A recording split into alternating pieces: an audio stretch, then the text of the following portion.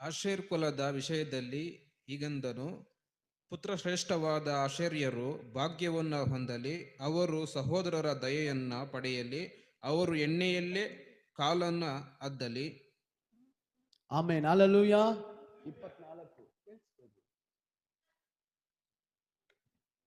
33-24 ದೇವರ ವಾಕ್ಯ ಹೇಳ್ತದೆ, ಆಶ್ಚರ್ಯ ಕುರಿತಾದ ಒಂದು ಅದ್ಭುತವಾದ ಕಾರ್ಯವನ್ನ ದೇವರು ಹೇಳ್ತಾ ಇದ್ದಾರೆ. దేవుని వాక్యం చెప్తున్న ఆశయ కురితంగా దేవుడు ఒక అద్భుతాన్ని ಇವರು ದೇವರ ಕಾಲಗಳನ್ನ ವಿವರಿಸಿ ಹೇಳುವವರು.